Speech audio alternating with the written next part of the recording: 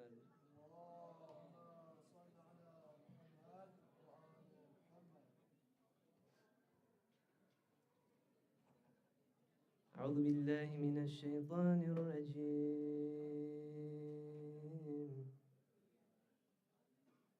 بسم الله الرحمن الرحيم.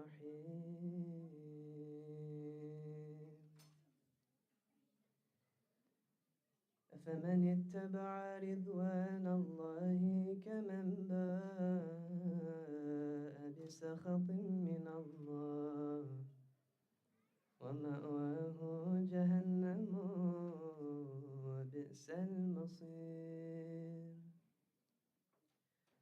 هم درجات عند الله والله بصير بما يعملون. لقد من الله على المؤمنين إذ بعث فيهم رسولا من أنفسهم يتلو عليهم آياته ويزكيهم ويعلمهم الكتاب والحكمة وإن كانوا من قبل لفي ضلال مبين. أولما أصابتكم مصيبة قد أصبتم مثليها قلتم أنى هذا قل هو من عند أنفسكم إن الله على كل شيء قدير. وما أصابكم يوم التقى الجمعان فبإذن الله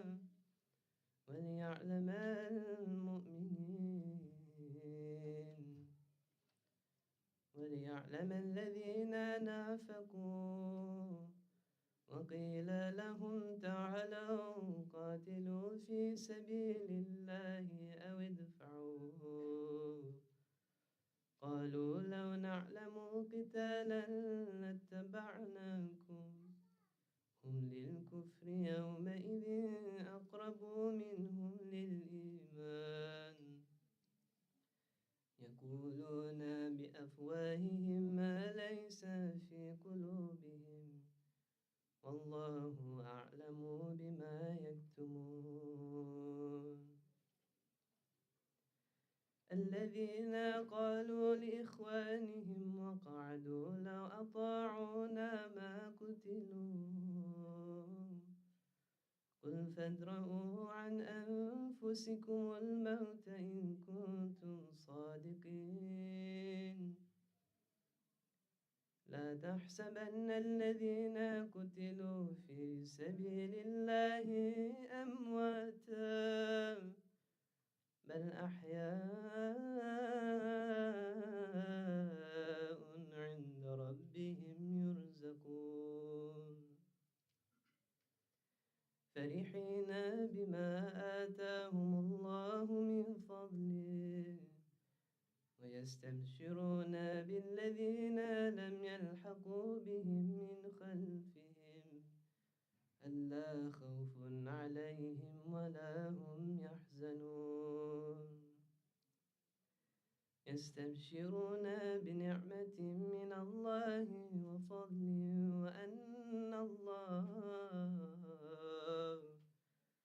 وأن الله لا يضيع أجر المؤمنين. الذين استجابوا لله والرسول من بعد ما أصابهم القرح للذين أحسنوا منهم واتقوا أجر عظيم. الذين قالوا لهم الناس إن الناس قد جمعوا لكم فاخشوهم فزادهم إيمانا وقالوا حسبنا الله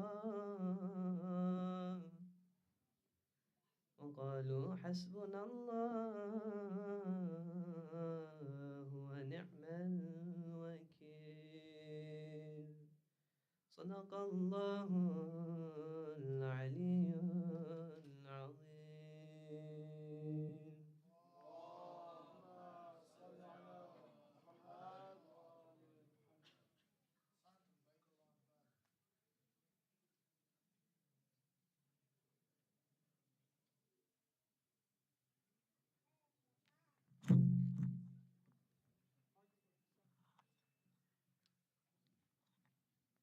Assalamu alaikum, brothers and sisters. My condolences to you all on this Ayame Fatimiyah. Inshallah, we'll be having Sheikh Navid Charoseh speak tonight. Inshallah, he'll be here within 4 to 5 minutes. We'll get started with our program in a few minutes, inshallah. Jazakallah khair for your patience.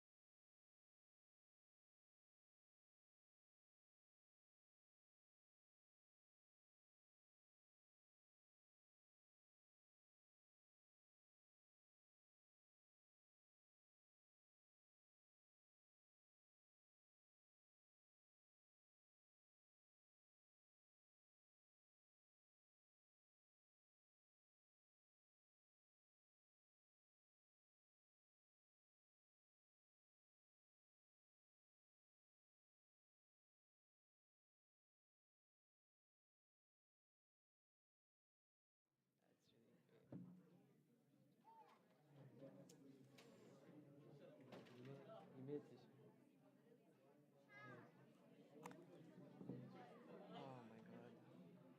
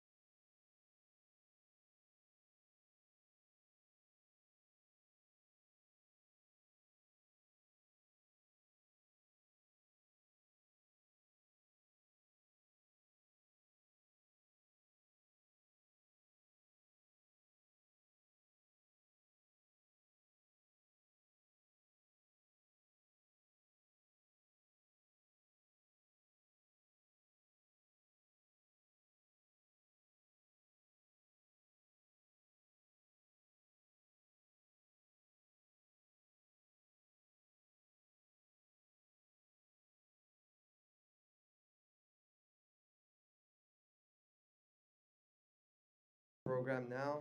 If the brothers can recite a salawat and move as close to the speaker stage as possible.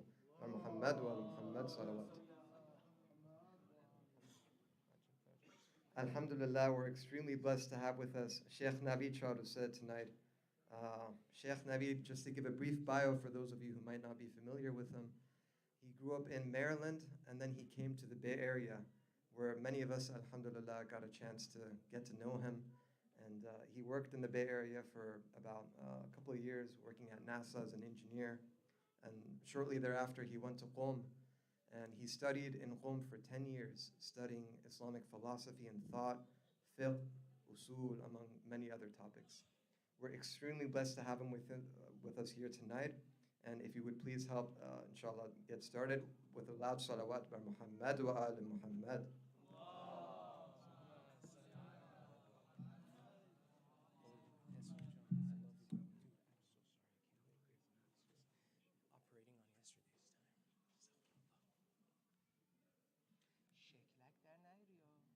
شکلک در نیاری.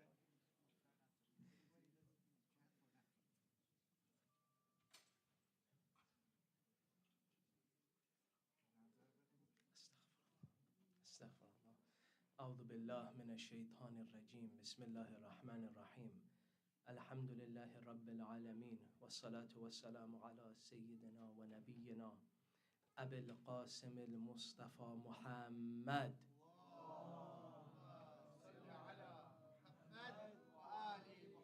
وعلى آله الأطيبين الأطهرين المنتجبين. Dear brothers and sisters, Assalamu alaikum wa rahmatullahi wa barakatuh.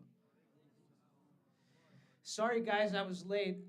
I know you guys, everyone had to entertain themselves somehow, but unfortunately I'm here now. So you gotta get bored for like 30 minutes. It's not gonna be longer than that, I promise. Or it may not be boring. What were we talking about yesterday? We were talking about the idea behind commemoration. Why do we commemorate someone? Commemoration, we said, was different than just feeling an emotion for someone that you were attached to. Even your own family member. If someone passes away, the first year you commemorate them with a lot of emotional energy. The second year, the third year. After 10 years, that energy that you remembered that person with, that energy is going to decrease. You're not going to remember the person with that amount of energy. Even if it's your family member, yes, you still love them, you miss them, etc.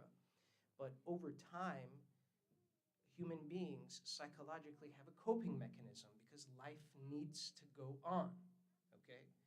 So that's just missing someone who passes away or marking their death as an anniversary. But we are here to commemorate. Commemoration is an action. It's meant to develop a culture in you. When a culture is developed in someone, their actions take shape through that culture. Let me ask you, in this society, is there a culture?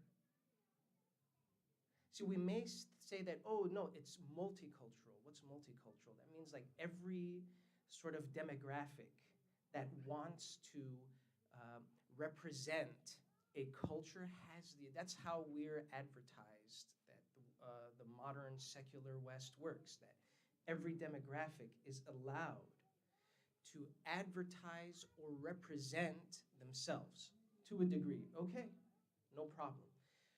But does that mean that there is no culture? There is no general, does this society have a culture, yes or no? It does.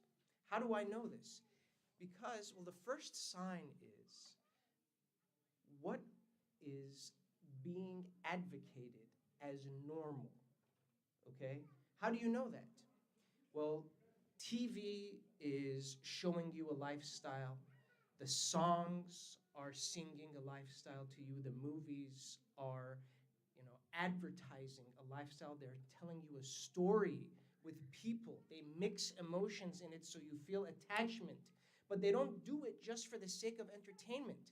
They're trying to take society somewhere. They're either trying to get you familiarized with a lifestyle so you're less sensitive to it, or they try to give you a window inside of a lifestyle you may not feel comfortable with, so you can connect with the characters and tell yourself that, oh, these people are just like me. They eat breakfast. They, you guys are in the Bay Area, so mashallah, many of you must have to walk in. When you're walking into, as you put in your security code. Someone like me doesn't need a security code. No one's going to break into my house. There's not much there. But the rest of you, mashallah, I'm sure you got to put in the security code. They're just like you. That person with the other lifestyle also has to put in their security. They're just like me. So why can't someone have two moms? What's wrong with it? Can you not create a loving household with two moms? Well, why not? You can have, one parent, do the tucking in, and then the other partner reads the bedtime story, just like how your mom and your dad used to do it. So why should I be sensitive about that lifestyle? What's that? That's called normalization. And don't tell me that you haven't experienced that form of normalization, because I grew up here just like you. You can't hide, what you've seen in Hannah Montana, or if you're older, Lizzie McGuire, or, whatever. If you're a guy, unfortunately, the propaganda is a lot more dumb. Like, it's easier to sort of, just WWE or, whatever else. And it's that simple. With the sisters, it's more complex, and there's a good reason for it. The archetype of a woman, because this is the Fatimiyah, so we want to investigate that aspect of our faith now. Do we have something to say about what it means to be a woman? Well, there's other societies have a lot to say about that. Firstly, this may seem very uncomfortable. It is for me, because, we are now in an atmosphere where it's heavily identity sort of focused. So I'm a guy, and I'm talking about what it means to be a woman. Well, that's immediately grounds for cancellation, So first, please don't cancel me. I'm not going to say anything to get canceled. Don't worry. The second thing is the perception that they use on us, meaning who's us? Us is anyone who is outside of the standard, anyone who's outside of standard development. Who develops? What's the school system here? Who determines, what someone reads? Can someone give me a napkin? What someone reads in anthropology classes. You guys know anthropology? You know what that is? What is it? It's the study of humans, right? Where humans came from, what their motivation to gather is, why do they do festivals, why do they gather around the fire and tell their stories and blah, blah, blah. Why do they migrate? Why do they X, Y, Z? Who told them to build temples? This is what anthropology studies, where humans come from and what direction they're taking. So an interesting idea is that you'll see in modern anthropology, there is a negligence of essential human aspects. Like what? You have a soul. This is our argument. You have a soul. You may have noticed the existence of this mystical sort of,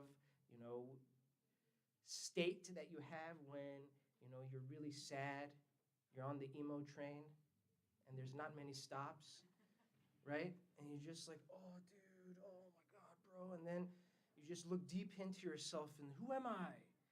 What does life mean?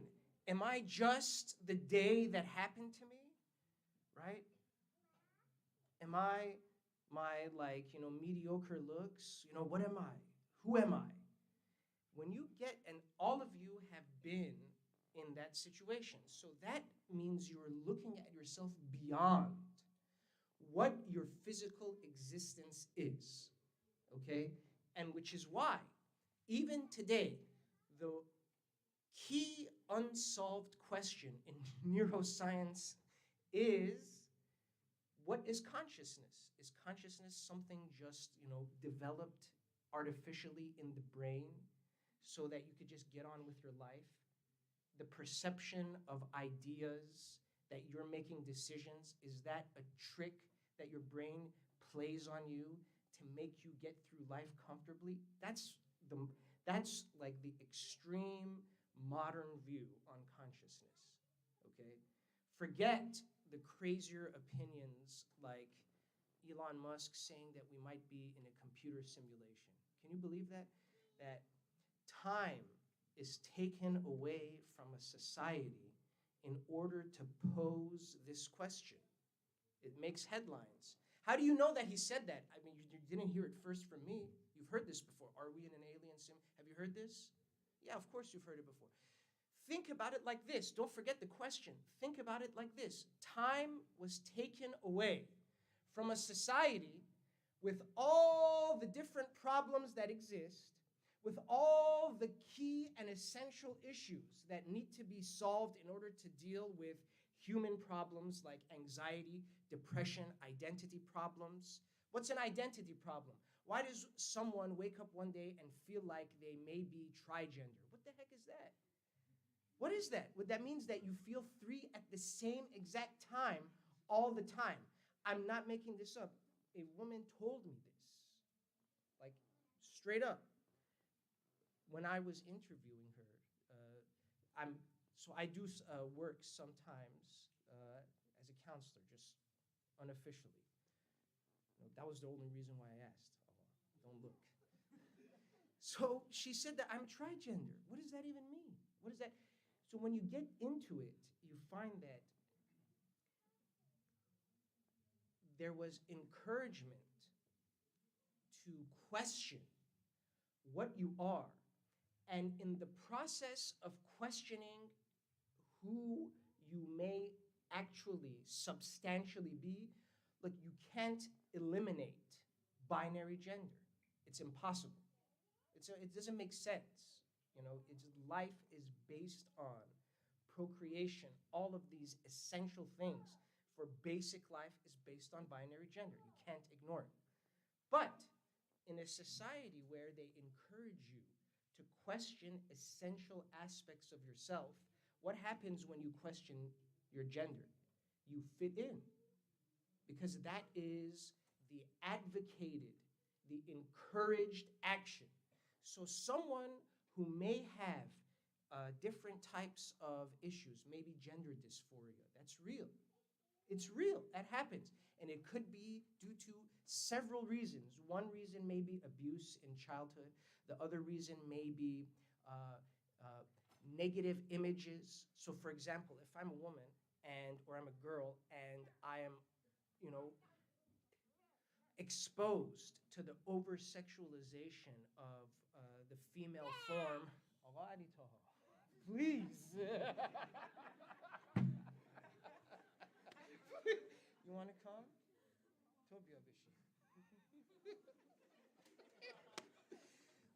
So what happens? That sort of, when you question yourself, okay, that questioning of the self, there's a reason why they want you to do that. There's a reason why they want you to do it, and I'll tell you. These things, sort of, how do you design an image for people to follow? Why would someone want to design, and why would someone make that show Modern Family? What's the point?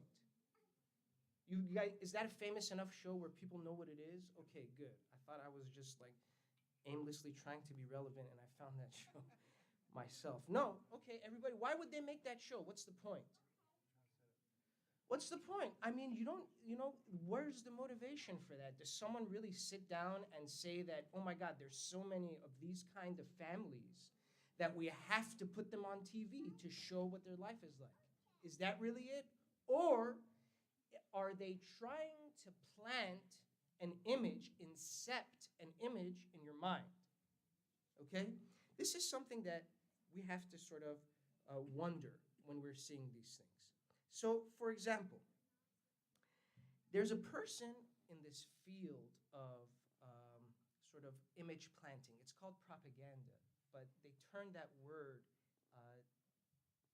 they've made it into a sensitive word, right? So that if you try to talk about it, you're dancing on a fine line. Are you like a crazy kook who thinks like, the tinfoil hat dudes, right? If you turn into one of those, game over for you, bro. Good luck getting married, a lot of that stuff, okay? You don't want to turn into one of those guys. But the reason why some people turn into those people, the tinfoil, because there is something there. There really is something there. And I'm not making this up, okay? So in different sciences, the modern sciences, so you're talking about the modern era, 18th century, 19th century, a lot of the practices, so standards for education, they were changed. The most recent time education was changed in this country was in the 70s. And why was that? That was so that they could prepare the next generation of youth in that country to accept certain images. This is what he says. He says there's this person, his name is Jacques Ellul. He's French. You could tell because of the accent that I used when I said his name. He says that, it's fascinating, he says that for every propaganda, there needs to be pre-propaganda, pre-programming. Every human, standard psychology, every human being has, okay, a conscious mind and a subconscious mind. What's your subconscious mind? That's your pre-programming. That's the stuff that you are sort of habituated to do through your own practice, through upbringing, and through circumstance. All of these things come together. It's true, you have free will, but Allah subhanahu wa ta'ala, this is something that sometimes is not explained to us. And, when you read enough Islamic material, you come to these, yeah, we have free will, we're responsible for our actions. But does Allah not consider your circumstances? Where you are? Is it harder to say no to something in one country versus another country? Are you under more pressure with regards to something in one country versus another country? For sure, Allah takes that stuff into consideration. Impossible. It's illogical that He wouldn't. It doesn't mean that, then this is where the free will comes in, okay? Am I honest with myself? It's hard for me to practice or say no to some things in this country, but am I honest with myself? Will I accept to do something simply because of peer pressure? Where is that? That's where the community, through congregation, through interaction with each other, through the process of learning, they can make an educated stance. How do I answer this lifestyle as a practicing person? Okay? This is a community activity. If each individual wants to develop their approach, then you don't have anything unified. And that's something that's, attempted to break down the group into smaller and smaller pieces. What does Ellul say? So he says there needs to be pre-propaganda before propaganda. And this pre-propaganda is the curriculum in schools. And so in modern times, even the way you read an article, even the way that you analyze information, that is also set up in your mind. So for example, we are less sensitive, even though we come from those countries, but we're less sensitive to reports of death in Muslim countries than we are to reports of death in non-Muslim countries sometimes. Like for example, when there's an attack in France, right? Because Paris represents a symbol for the West, a cultural symbol for the West, when Paris is attacked, it becomes a big deal, even if not too many, even just like 5 people die. Each person dead is a tragedy, of course. We're not trying to say, oh, just 5 people. We're used to 30 or 40 people dying. No, even a single person, but why the emphasis, And then Muslims start changing their avatar pictures, and there's a complete social sort of movement to, we have to say that we're against this. We have to announce, and we have to convince, even if we, no one asks us, we have to be the people that initiate this, conversation that it wasn't me, not me, I'm not like them, I'm good. Okay, fine. That's a strategy decision. Someone says that's a good way to do it. Someone says, we'll have that discussion. That's fine. But my question is this. Okay, my question is this. Why is it when it's the other way, it's just complete silence? It's complete silence. There's no traction, nothing. For example, the oppression that we see against some Muslims completely and systematically ignored. Systematically ignored. So how do you answer this kind of hypocrisy? You have to be made to believe in that system as if it's a faith. Because if you start to challenge the hypocrisy of what it's feeding you, then it loses its credibility. So they train you, all of us, right, to, at the very least, feel ashamed in questioning the hypocrisy, and at the very most, accepting the hypocrisy. How can you do this? That's achieved through soft power. Okay, what else does he say? Elu says the first way you can successfully achieve propaganda over a people is through the medium. What colors do you use? What images do you use? Right? The lady in red. In the West, that is an archetype. What's an archetype? An archetype is like a general profile for how someone is. So, for example, in Islam we have archetypes. Our archetypes for women in Islam are Hazrat Zahra, Hazrat Zainab, Hazrat Maryam, etc.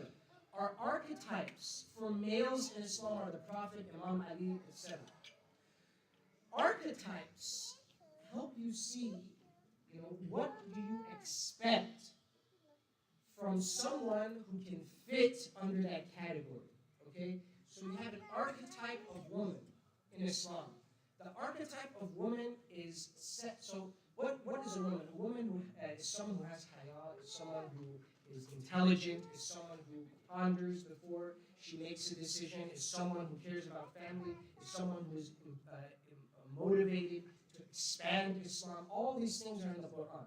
Okay, how do we see how that practically looks? You need an archetype. You need someone to embody that description that tells you this is how it looks when it moves, right? It's on paper, this is what we're describing, that womanhood. But when it's put into action, you see it through these people, okay? In the West, there are also archetypes. They have the archetype of the lady in red. Who's the lady in red? The lady in red is the woman who wears that red dress. And because of, right, she's in red. Everybody's wearing, normal colors. They're wearing neutral colors or non-sort of expressive colors, usually, like blue, etc., whatever. That red is that, unique color that, not too many people wear in the room. That lady in red, when she comes in with the red dress, she is trying to steal attention, male and female attention. And it's mentioned in psychological studies that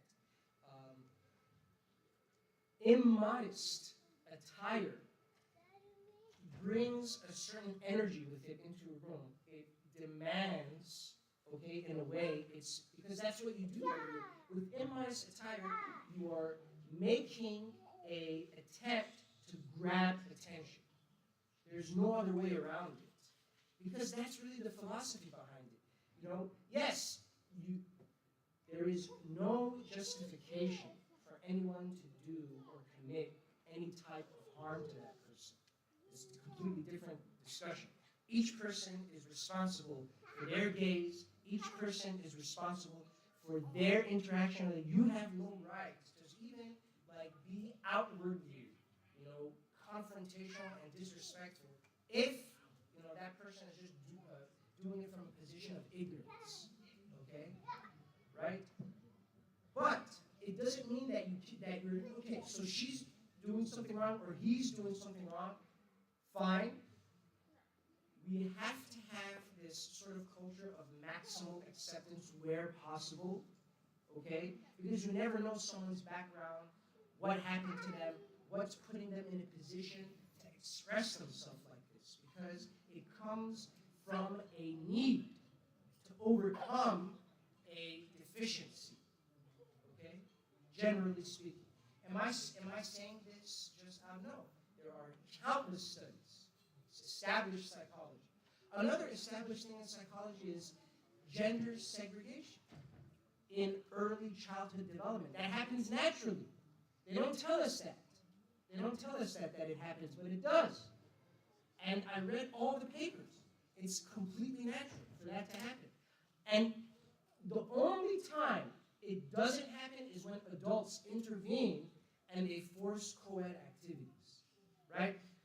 Yes, girls and boys interacting intellectually, there's nothing wrong with that, right? But we're talking about co-ed wrestling, all that other, it doesn't make any sense.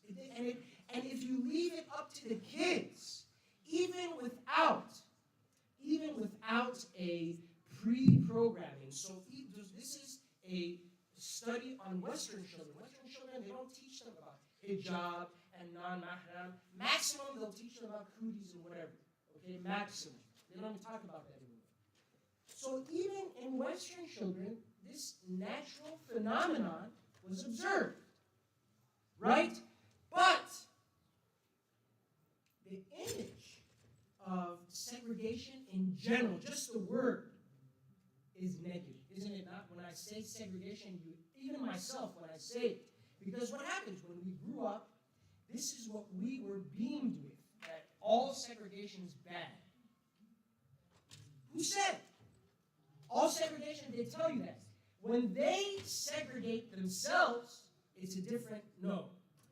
Free speech is absolutely necessary. But when it harms them, what happens? Free speech, you have to have it, but you need to have responsible free speech. It's legitimately what they say. It's legitimately what they say. When this whole QAnon and all this crazy stuff was happening, right? This was the first sort of time where America as a society, as a whole, was becoming victim to modern propaganda through technology. So what happened? Obama had his speech. What did he say? He said, the internet is a threat to democracy. It's in the New York Times from two years ago. Isn't that insane? Think about that. That the internet is a threat to democracy. And this is being said from a liberal pulpit. Aren't we sort of propagandized to think that, well, they never censor anything here, right?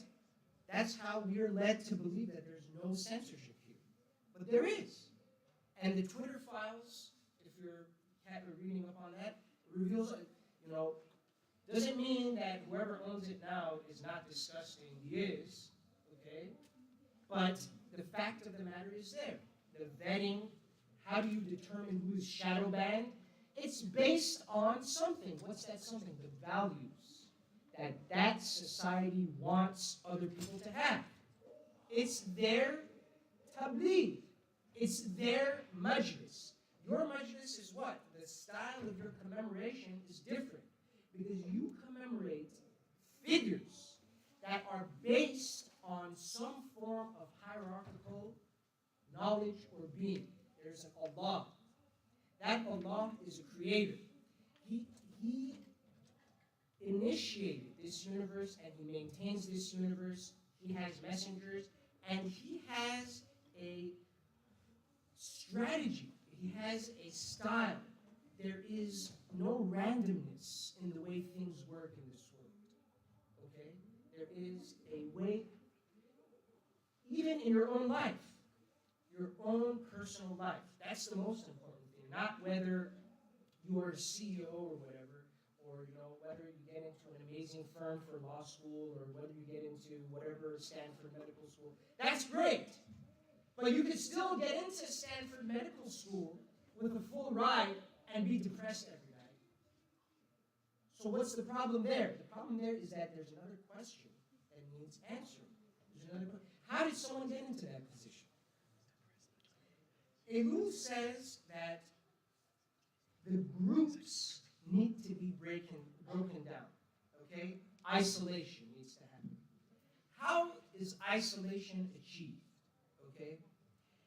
There has to be the weakening of whatever previous groups existed so that you can implant a new idea in the person. What's these previous groups? Family is one. The family structure. Father, mother, right? And the idea that parents develop a culture from the child through upbringing. Now, that's being completely destroyed. Because a child, and this is going to be standardized in most Western countries, can decide for themselves what gender they are, and they can override their parents' objection to changing that. A 12-year-old boy can decide to have surgery on himself. This is insane. How is a 12-year-old boy going to know what he wants when he's 30? And you do that to yourself. And then all the problems that come with it. How can someone come to that position to accept this isolation? You destroy old groups. You destroy the meaning of family. You destroy how family functions. Okay, that is one way you are able to determine your identity and heritage through family. It's your upbringing, that system. Okay? When that goes, you have a hole in your being. It needs to be filled. How do they fill it? Modern Family, whatever other TV show, that makes you feel, right? You virtually go through the feelings and emotions of a family on the screen. So in a way, it substitutes the emptiness you had. And so that fatherly figure you were looking for is on the television. Why are some people so attached to shows? This mainly happens with your demographic guys. And I'm noticing this not with the Muslims, with the non-Muslim youth. They're actually starting to develop their morality from Marvel movies. Like they quote Iron Man. Yo, like, it's serious. This one kid was talking to me and he was like, yo, when I was in this tough situation, I remembered, Iron Man, and I was like, what in the world? That's so, whatever, you don't want to, but that's where he gets his meaning. That's why it's funny for you because it's a comic book character, but it's a legend for him. For who's my legend? My legend is Imam Hussein. That guy actually existed. That guy gives me a way, a real way to persevere in hardship with meaning, with real meaning. Because he was real, he existed. He fought for something, he did something for a purpose. Allah subhanahu wa ta'ala gives 5 qualities for a believer in Surah Ibrahim. Alam, Bismillah ar-Rahman ar-Rahim. Alam, tara kayfa daraba Allah مثلا كلمة طيبة كشجرة طيبة أصلها ثابت فرعها في السماء تؤتي أكلها كل حين بإذن ربها. 5 qualities. Number 1, what does he say? He says that, thank you, Ali Tom. He says that the human being is like the good word. Why? Because a person who has meaning in their life, they aren't just something that lives and dies. A good word stays. It's that Baqiyatu Salihat. A good word comes from a place of truth, the heart, and it is expressed, it's shared with the outside world, and then it leaves its impression, right? The good word is the good person. Asluha thabit. Their roots are strong. Meaning what? They have an identity. They have a connection to their heritage. They have a connection to the essentials of their being. If I don't think that I have a soul that needs spiritual nourishment, then I am not aware of an essential property of myself. Yeah, maybe I know that I love pizza and the green is my favorite color. None of this is true about me. I'm just random. Maybe I know this stuff, but it's not an essential aspect of me. Who am I? These are some of the. One part of who I am is whether I accept that I have a soul or not. If I accept I have a soul, then that means that there needs to be some form of maintenance. There's a state my soul has. Why am I sometimes sad, angry? I can't control this part of me. I can't control that part of me. Where is this addressed? This is that spiritual nurturing that helps quench whatever need. But if I don't know that I have that need, what happens? I feel the emptiness. I don't know how to address it. So these are things that I have to know. Identity. I know who I am. I have a connection with my heritage. Just like the good tree. Far'uha fi sama. Its branches extend into the heavens. Meaning what? Meaning there's growth. There's no stagnation. Okay? There has to be generational expansion of Muslim intelligence. Meaning what? Meaning Muslims through generations experience new challenges and they use their intelligence in addition to their heritage to overcome those challenges. Okay? So that's how that works. Far'uha fi sama. There must be constant growth. Tu'ti ukulaha. Tu'ti ukulaha. That others make use of its fruit. Tu'ti, a good tree provides good fruit that animals, humans, and even other forms of vegetation, because when that fruit falls, it's going to decompose and it's going to turn into fertilizer for another plant to grow. Okay? You can sustain yourself from the fruit of that tree. A good believer is able to provide nourishment to those around them, either through their attitude, through their good personality, through their intelligence, through their motivation, whatever. Each person has a quality that when they present that quality in a gathering, I can get help from your intelligence, you can get help from my sort of spontaneity or whatever. This guy is good at this, that guy is good at that, this sister is good at speaking. Each of these qualities supplement each other to give you a community stance. Okay? If I don't allow sisters to have content creation in the center, what happens? Then I lose out on whatever qualities could have supplemented me. And when I lose out on that, there are solutions that remain unpresented. And then the hardship comes on me. Man nama lam yanum an. Imam Ali alayhi salam in the Nahj al-Balagha says, just because you are snoozing, it doesn't mean other people are going to be sleeping. If there is no atmosphere for the sisters to have positive Islamic content creation, what happens? Someone else will try to make use of their human potential, right? And so what happens is then they use Muslim women for the image of a cause that will eventually harm the faith down the line. Okay? What's wrong? Because a human being has a potential. Okay? Sometimes that potential is through creation, through expression.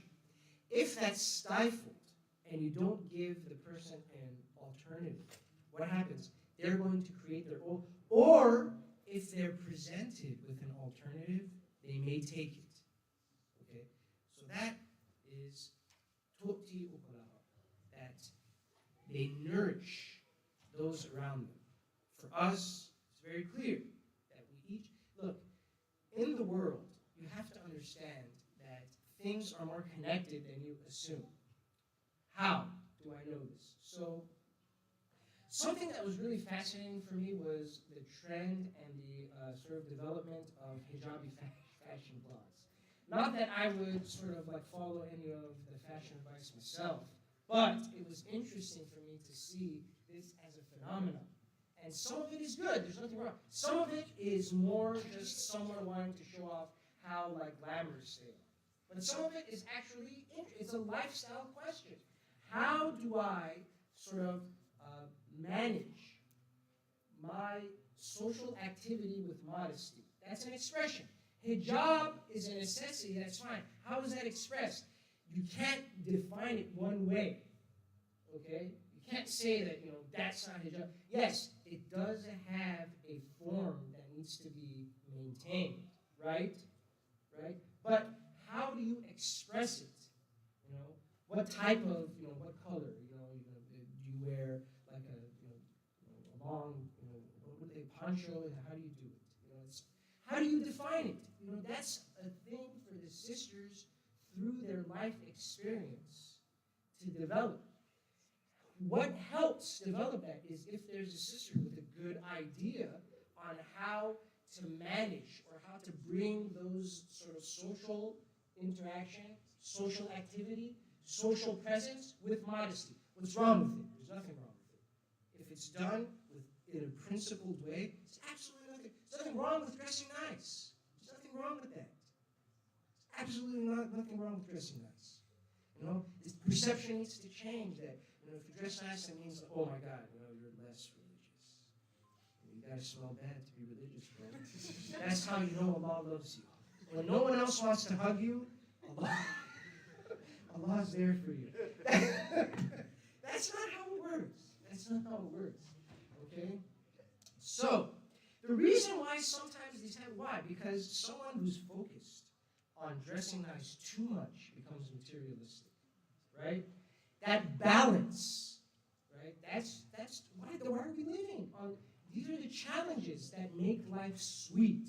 That when I succeed, and it's easy to succeed in managing. When I succeed in managing these things, I have a fulfilled life because I'm balancing my needs, my spiritual needs and my material needs. That's awesome, and Islam encourages. There's nothing wrong with that. Just look at the archetypes we have. We talked about archetypes, right? Who are our Muslim women archetypes? Did they have this type of being? And the answer is yes, they did. They did. They had a social presence, and they also had a spiritual reality. That means the way they expressed themselves socially was not, Nicki Minaj didn't tell them how to do it. Cardi, they didn't develop their style of talking, their style of expression from them. They had a style of expression. They were teaching people culture all the while being social. That's how it is. That's how it works. The assumption that other people don't have this, and we mentioned different examples, and we talked about this guy, Jacques Ellul. And there's other people as well. There's Edward Bernays, right? That guy. Please recite a salawat. Allah. Just let me know if you want to start singing. Can't wait anymore. He's telling me.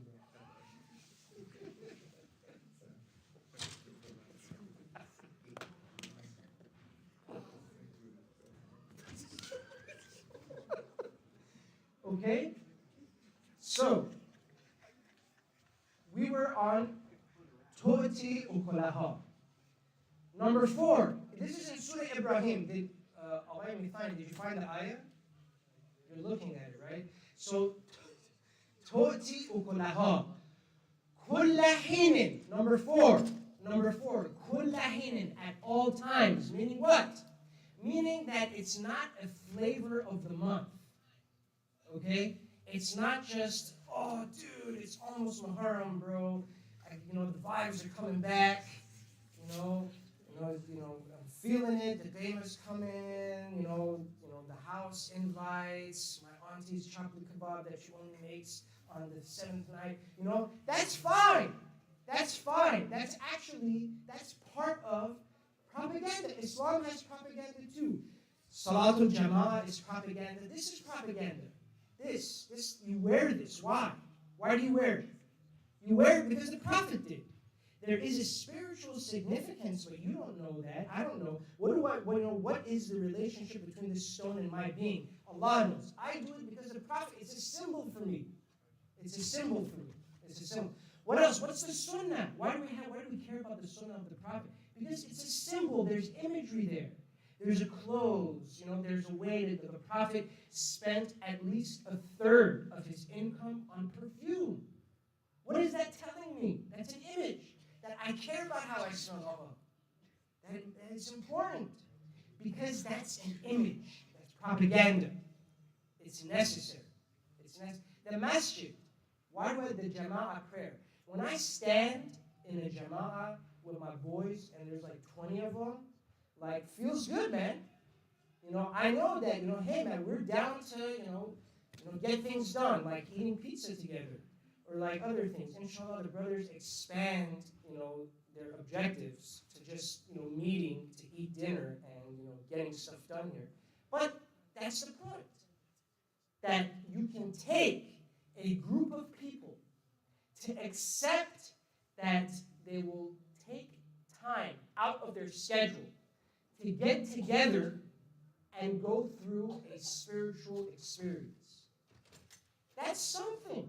That's something. Even this, just us being in a room together, that's something.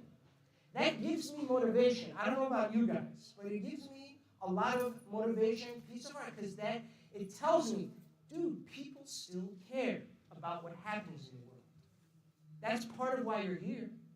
Otherwise, you're here because you want to know something about yourself. You want to reflect on more important aspects of your being. How do you become better? And, you're looking for some form of camaraderie. That's the commemoration. We're gathered here. All of our spiritual energies are this is going to sound really corny. Our spiritual energies are just like mixing with each other right now. You guys are from Cali. You probably like this kind of stuff. Our spiritual energies are mixing right now, and it's turning into this one giant spiritual thing. Power. Yeah, dude. And it's going to the vibes, bro. It's just all over the place. And that's real. That's real. It's real. Isolation. Why does he want isolation? Sorry, I'm all over the place, but you remember that he said you need isolation for propaganda to work, because isolation breaks those walls that you have, right? What's one wall you have is your parents. What's one wall you have is, for example, someone going through hard times may consider suicide, okay? What are some things that helps prevent them from doing that? Are these walls of meaning that they have that prevent them from being drowned by that tidal wave coming in, that tidal wave of nihilism. Your life sucks. Nothing's important. No one cares about you. If you die today, no, it's not going to matter. That wave of nihilism, you need a wall. One of those walls is your parents, your good memories, your friends, your faith, your practice, the positive, the donations you made to people, the people you made, you really have to be in a tough spot, okay, to remember that you made someone smile and to put yourself in that position to say that, hey, that's important because it's an effect on society. That's your positive propaganda. Okay? In Islam, sometimes things seem like they're just like dua. It just seems like it's just some routine ritual practice. But when you investigate many of the du'as, you see that sometimes the du'as are explaining how the world is, right? That they tell you the attributes of Allah subhanahu wa ta'ala, and it's tailored. That they mention specific attributes because they're trying to get you to connect with Allah through His mercy. They're trying to get you to connect to Allah through His graciousness. Those attributes that are emphasized, read what it means. Mindfulness, right? Everybody's about, all of that is in our du'as, okay? That's our propaganda, okay? That's our spiritual, you have to have it. Imam Ali tells us, man nama lam yanum an. If you're sleeping, it doesn't mean other people are sleeping. You're sleeping. You're snoozing. That's your problem. Other people aren't going to be snoozing because of that. So, kulla hinin, it's not just the flavor of the month, that they have a stable identity, kulla hin, at all, they have a stable identity. I don't have a gender epiphany every 5 years. Why does someone do that to themselves? People do that to them. Why? Because they need meaning in life. Meaning in life now is to question, to be a gender explorer, be the pioneer, right? You're the hero. The weirder you are, the greater the hero you are, because you were brave in trying this new type of identity. We have a different definition for bravery, right? These are archetypes for us. Nature works on a blueprint. The tree grows and it takes a shape. How do you know what a tree is? If you have never seen a cedar tree and you see it for the first time, would you have a problem identifying it as a tree? Or if you've never seen an evergreen tree and you see it, would you know it's a tree? Of course you would. If you've never seen an apple tree, an orange trees, right? Oranges grow on trees. Orange tree, right? Really? So if you've never seen one before, it doesn't matter. You still know it's a tree. There's a general form that trees take, right? In philosophy, it's called quiddity, the whatness of a thing. There are millions, probably billions of chair styles, but you're never going to wonder if something is a chair or not. If it functions like a chair, it's a chair. It doesn't matter how many curves and bells and whistles. It is what it is. That's our job too, to see, is there a blueprint for something? Is there, why do we check if there's a blueprint for something? Are we cogs? Are we robots? No. That's the reason why. Robots act without meaning. They're just binary. You put in the code and they do it. Are you a robot? Are you a biological robot? Right? That's what they want to tell you. That, you have, animalistic, tendencies, and you act on those tendencies. But because human beings are forced to live socially, they make contracts with each other. They agree, okay, don't do this in public, don't dress like that in public. Is that it? Or no, is there meaning to life? That's when we say it doesn't mean that I mindlessly turn into a drone and that's it. No, it means I look for the meaning in things. If there's a meaning in something, I try to grab that and I act based on that. If someone in society, if a group of people in society are acting this way, naturally, it's going to be an alternative to whatever is trying to be standardized, okay? We're not trying to have grand projects, okay? A community's first objective is sustainability in its faith. How do you sustain your faith? You make sure that the principles of that faith are able to be carried over into the next generation, the inheritance. Okay, inheritance. Ayatollah Jawadi Amuli, I'm going to end on this. He has an interesting comment regarding ilm, or knowledge. He says that one type of knowledge is ilmud dirasa, dars. You learn it. Math, physics, you sit in a classroom and you're instructed and you learn it. You know, there's a subject, there's a predicate, and then you discussed whether, you know, combining that subject and predicate is logical or not. Like, for example, cows are mammals. Is that true? Well, we study that. We research it. Is that connection true? That's the scientific way. We research it, we experiment, and if our results show that this is true, then we accept the statement. Fine, no problem. There is another type of intelligence that is not learned, it's inherited. How does that work? That means, have you ever listened to someone based on their experience? Okay? When you're getting into an airplane, what are you doing? You're trusting the pilot's ability to fly, right? So you're trusting, no one is sort of giving you a lesson on, or even showing you these are the pilots, this is their track record, this guy had this many accidents, that guy had this, and that, well, you can't have too many. Those guys don't live when they have accidents. But, you don't have that. You don't analyze your pilots. There's a trust that the same way that you have individuals who, through their reflection and building their character, are able to think in a more general way. Okay, those are the awliya. Once someone has been able to expand their being, meaning that they aren't affected, their emotions aren't going to be affected too much if, they have a lot or a little. Their belief isn't going to be affected whether they're in a hard situation or an easy situation. That gets to the level of prophethood.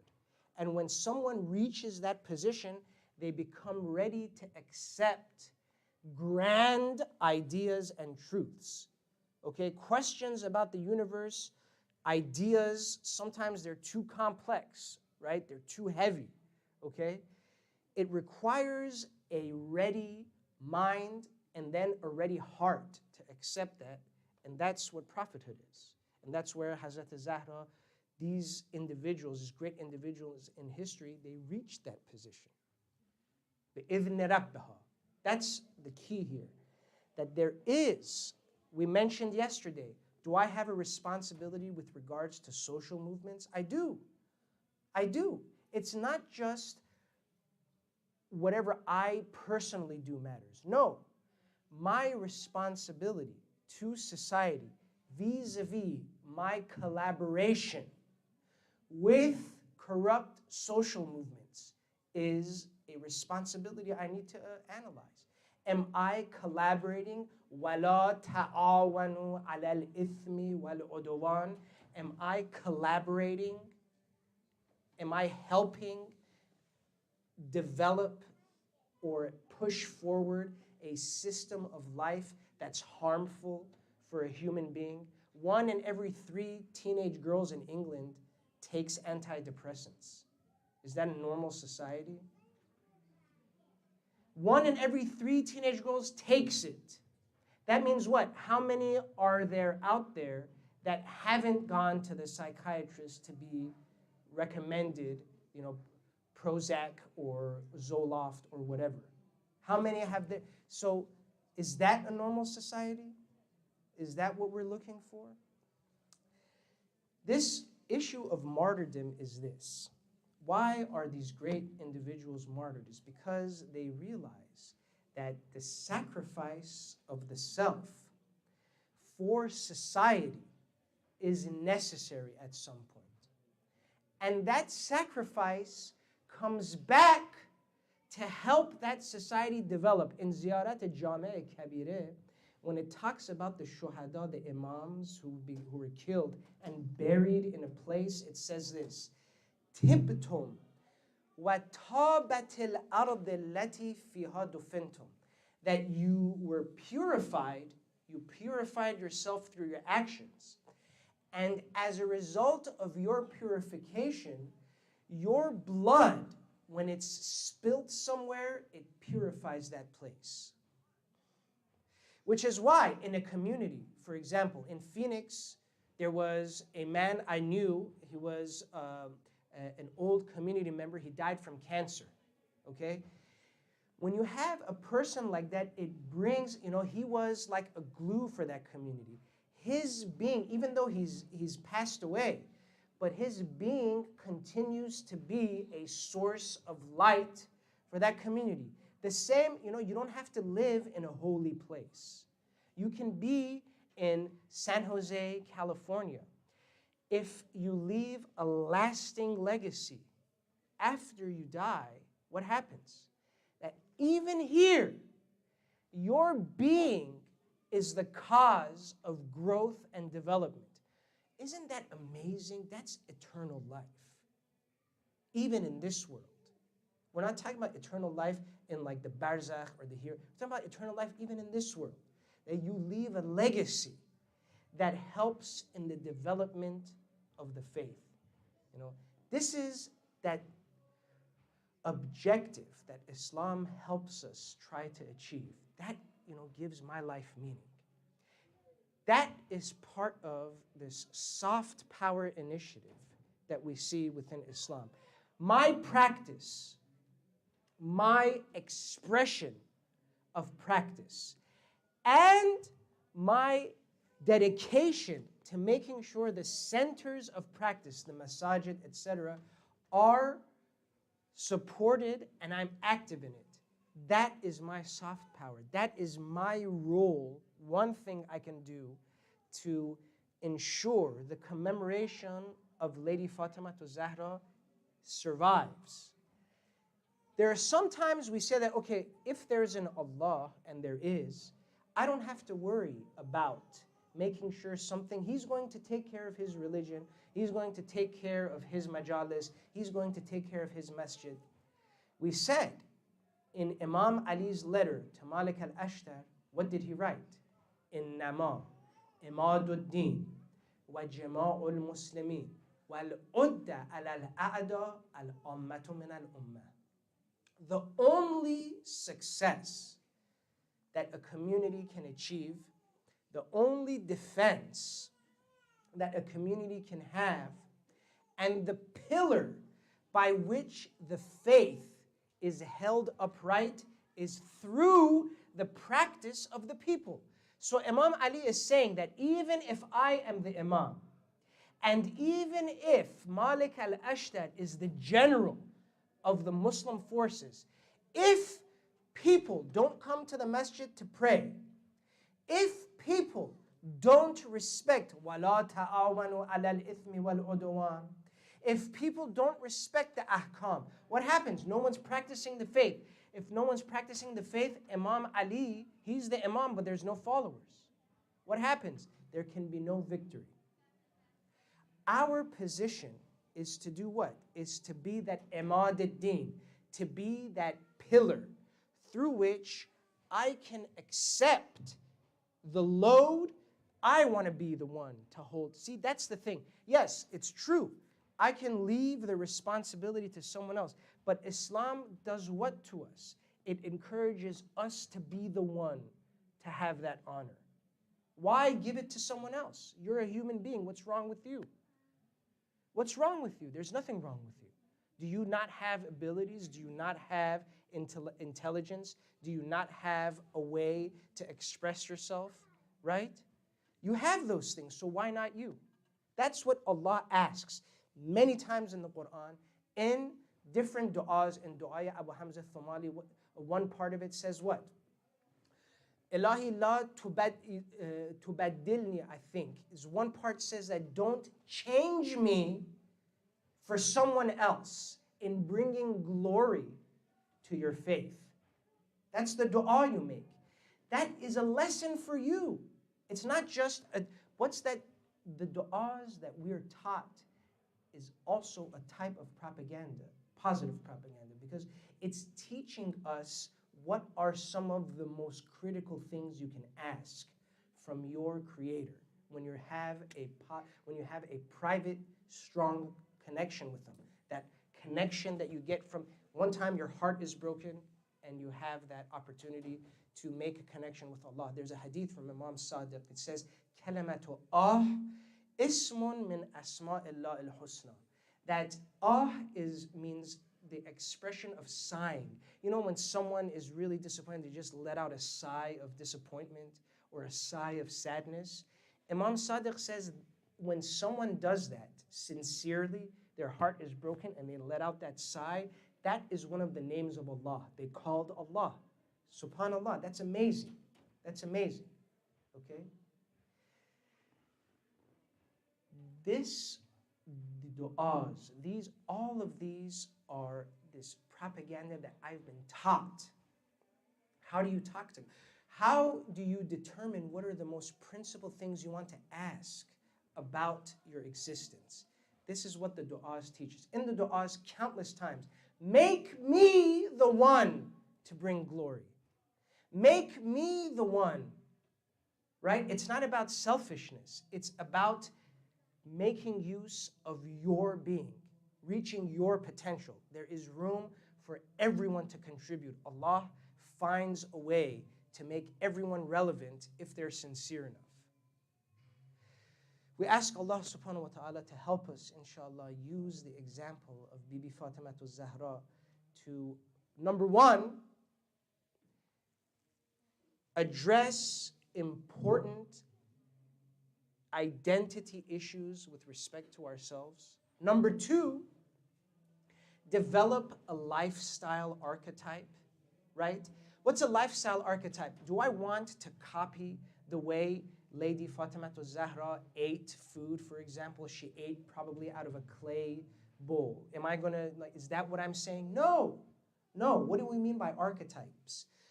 What was that person's purpose in this universe? How did they treat the world? What principles did they live by? What example did they set? That's what I'm looking at. I'm not looking at,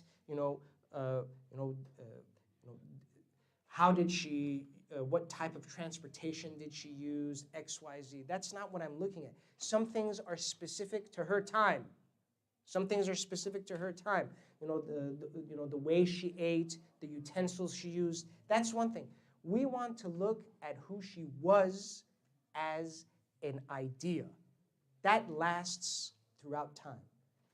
And if we can make a connection with that and apply it to ourselves here, inshallah, we hope that Allah subhanahu wa ta'ala can grant us a sustainable community, faith community, inshallah. Wassalamu alaikum wa rahmatullahi wa barakatuh.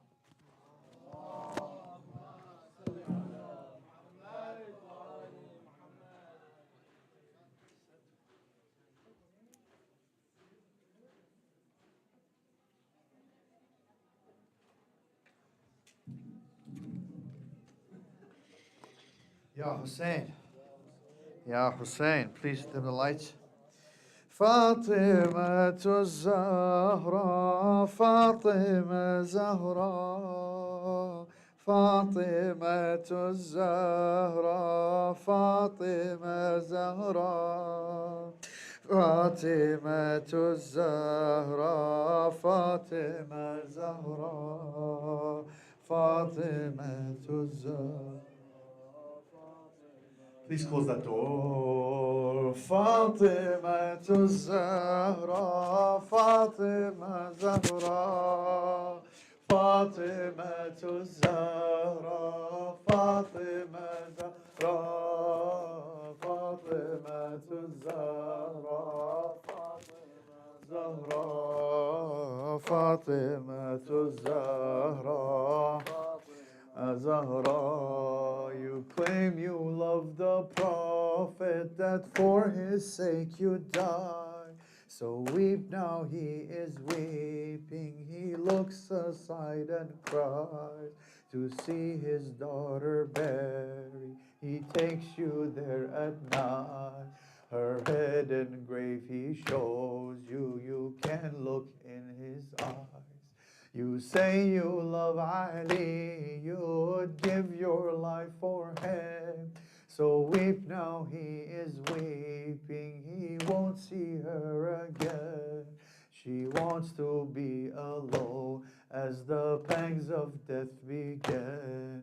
What crime could she commit? She was always pure from sin. Fatima to Zahra, Fatima Zahra.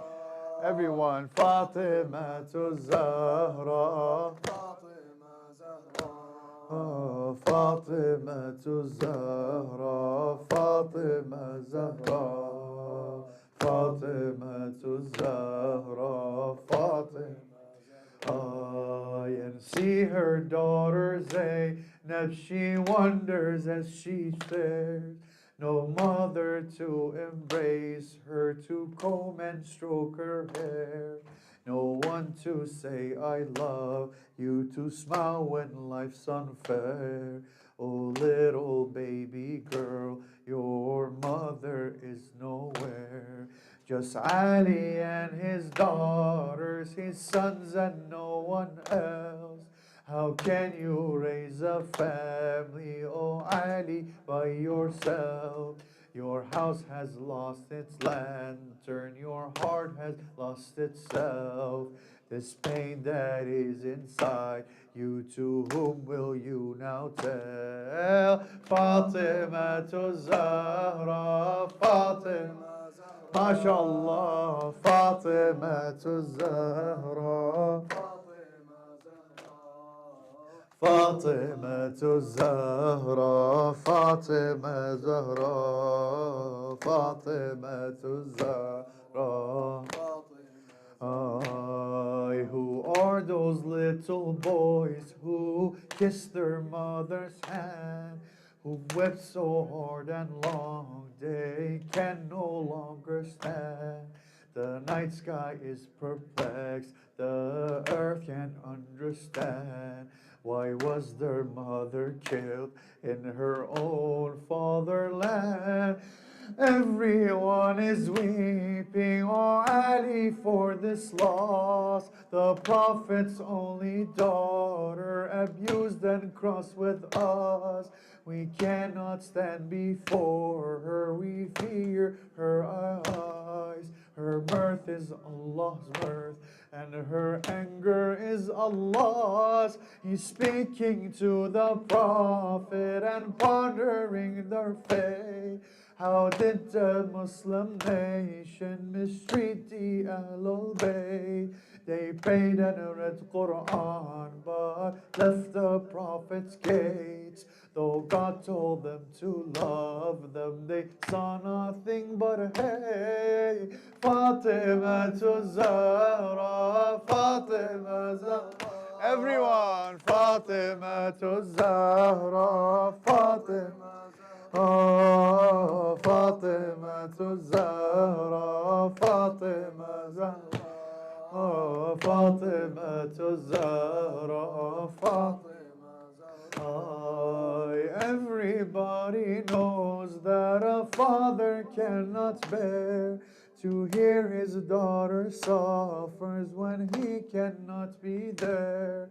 They told him of the news, the angels were ashamed. The greatest woman born, your nation has betrayed. We claim we love the Prophet, that for his sake we die. We weep now, he is weeping, he looks aside and cries. Come see my daughter buried, he takes you there at night. Her head in the grave he shows you, you can look in his eyes. Fatima to Zahra, Fatima Zahra, Fatima to Zahra, Fatima Zahra, Fatima to Zahra, Fatima Zahra, Fatima to Zahra,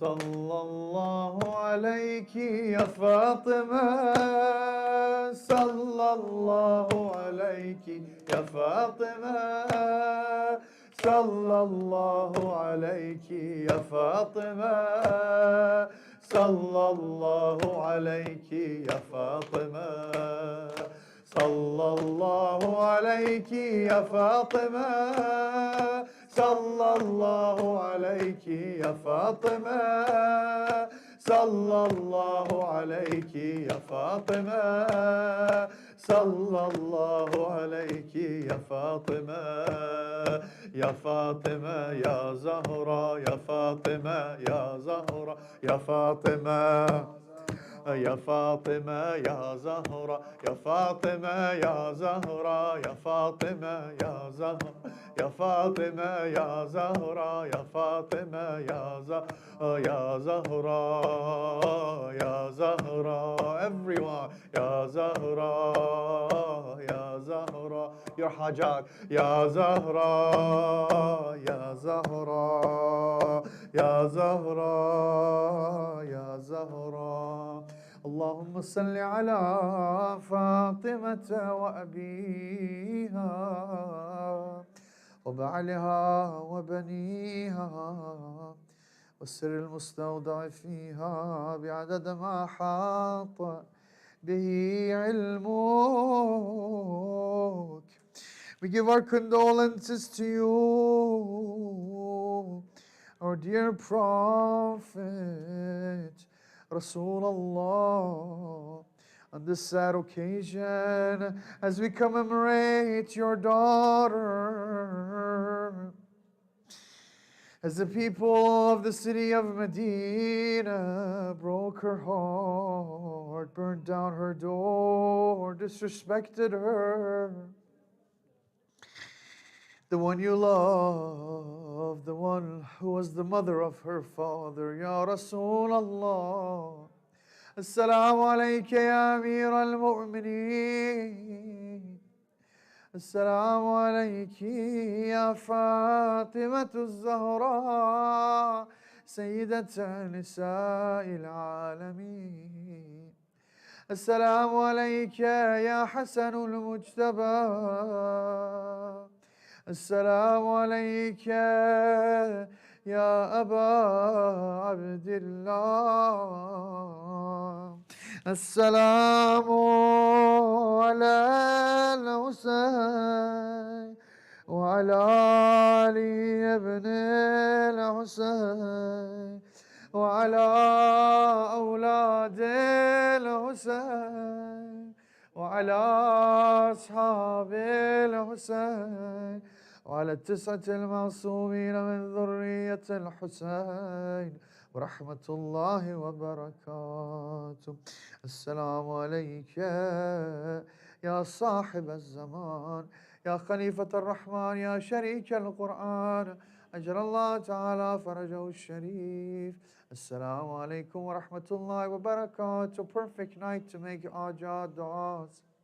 Remembering the Imam of our time, asking for your hajat. Those who are going through difficulties, sicknesses, illnesses, we pray for all of them, inshallah. We pray for the ulama of Islam, our scholars, those who have sacrificed their life and their time to educate themselves, to come back and to help the community, khususan our dear Sheikh Navid. May Allah bless and protect him, inshallah. Alhamdulillah for his presence. May Allah protect him on his path, his family, his child, inshallah. And give him all great success to him and to all the ulama of Islam. May Allah protect him, inshallah. Remember those who are going through difficulties, those who are lucky to be heading towards Karbala, inshallah. Going for ziyarat, inshallah, 5 times ayat al-sharif. Family, jib, a'udhu billahi min ash-shaytan ar-rajim. Bismillahir rahmanir rahim. أما يجيب المضطر إذا دعاه يكشف السوء أما يجيب المضطر إذا دعاه يكشف السوء أما يجيب المضطر إذا دعاه يكشف السوء أما يجيب المضطر إذا دعاه يكشف السوء أما يجيب المضطر إذا دعاه يكشف السوء. إلى أرواح المؤمنين والمؤمنات خصوصا مرحومين of Sheikh Navid, inshallah, our scholars and all the organizers, our volunteers. May Allah bless them, inshallah. رحم الله من يقرأ الفاتحة مع الصلوات.